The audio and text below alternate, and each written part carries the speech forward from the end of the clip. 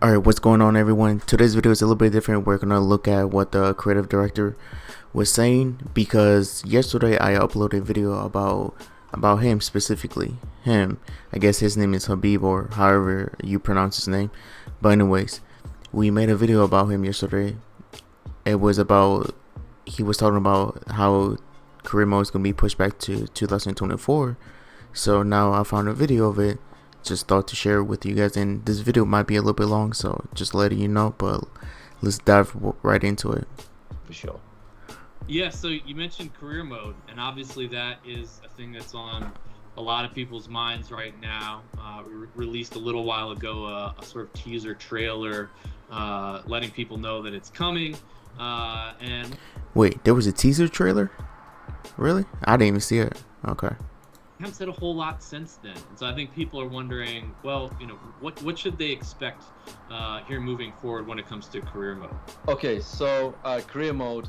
The big news here really is we won't be dropping career mode this year. We are making some further improvements to career mode, but essentially we're looking to drop it early next year. There's a few reasons why we decided to make that decision.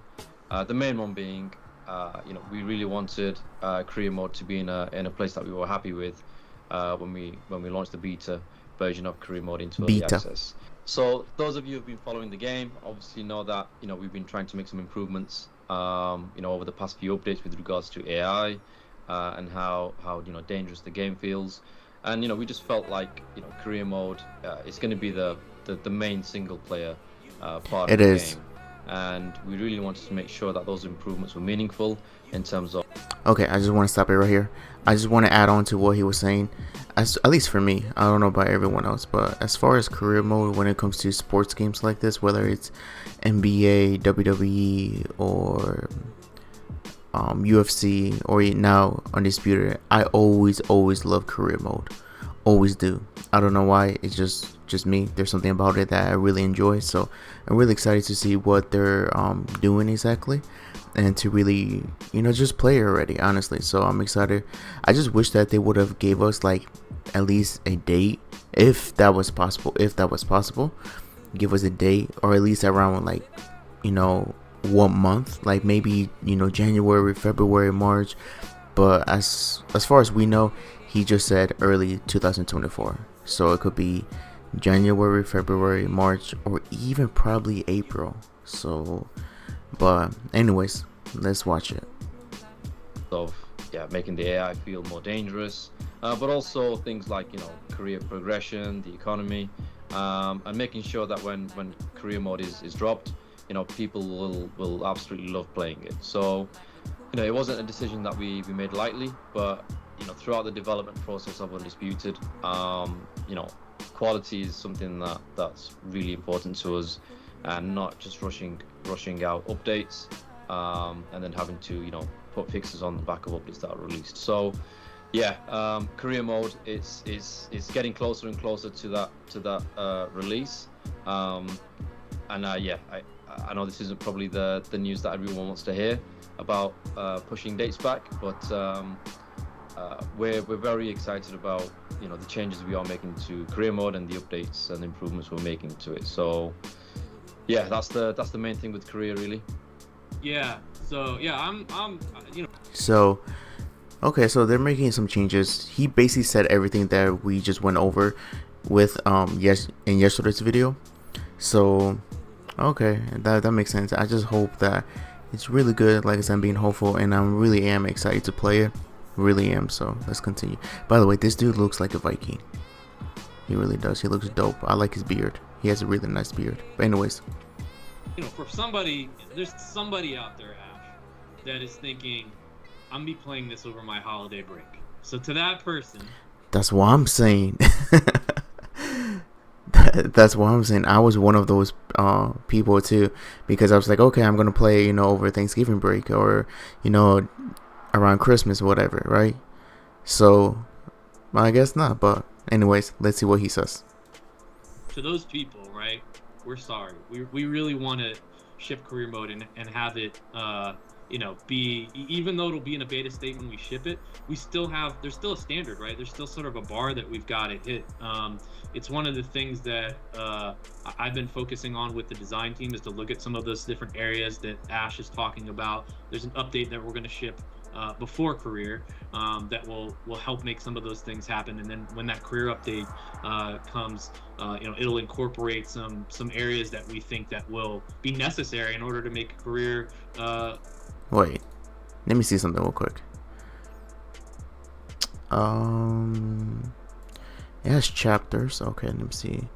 Changes. Okay, right here, visual damage updates. Let's jump to that one.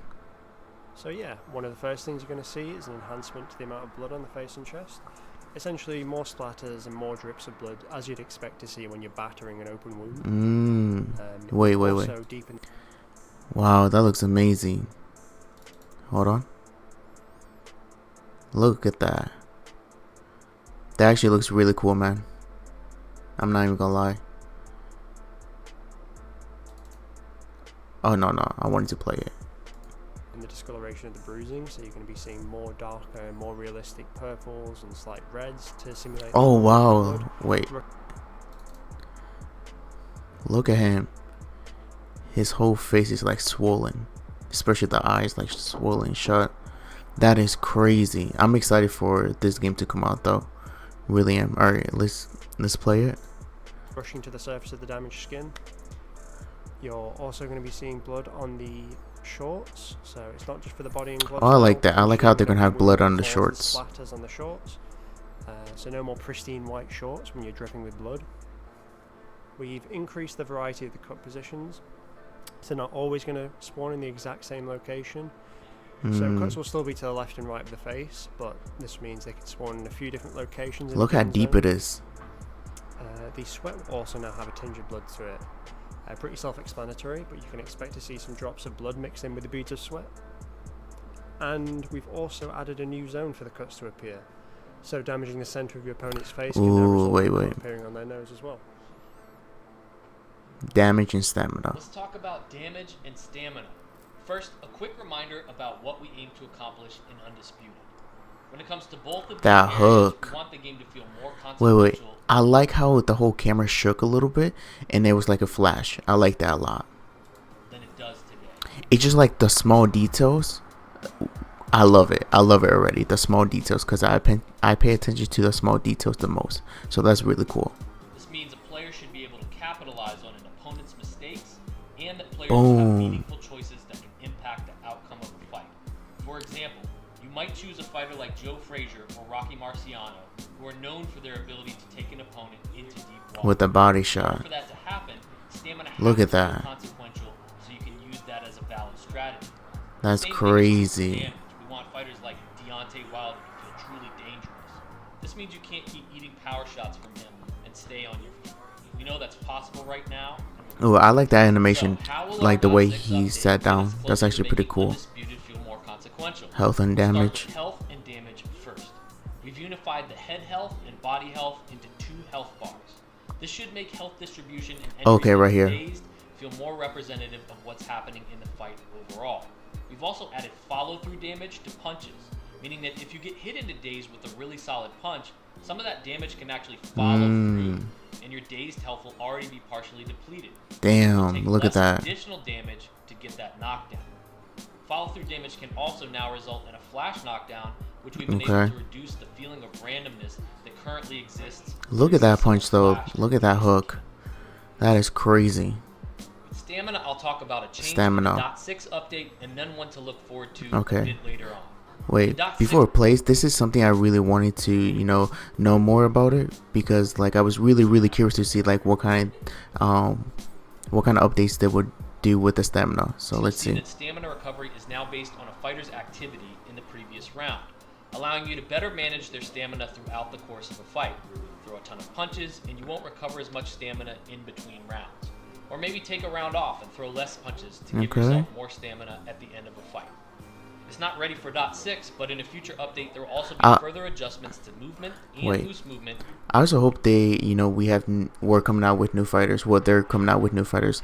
That would be actually pretty sweet. But like fighters that we actually know and we actually want to play, not just like random fighters. Like no offense to these fighters, but we just want like fighters. Or at least for me, I just wanted like a fighter that like everyone knows and is really popular, and it overall is really, really, really fun to use. So let's see.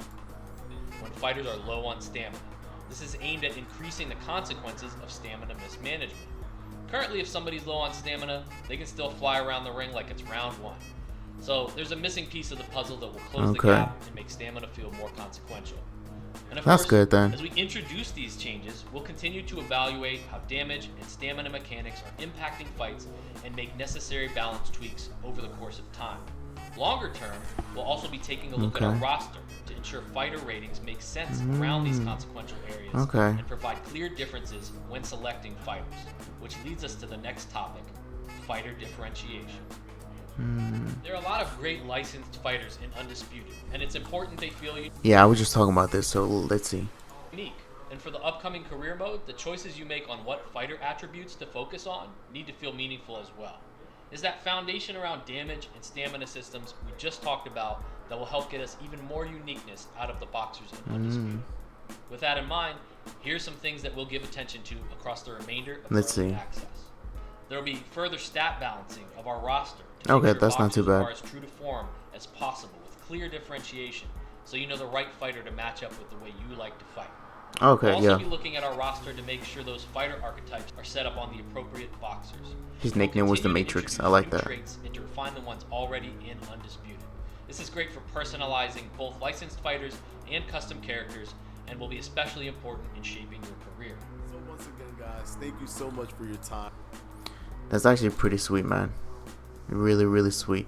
I'm looking forward to it, man. I'm looking forward to the new updates and career mode, all of that good stuff. So if you like my channel, you already know what to do, man. So that's basically about to be it. So take care, be safe, man.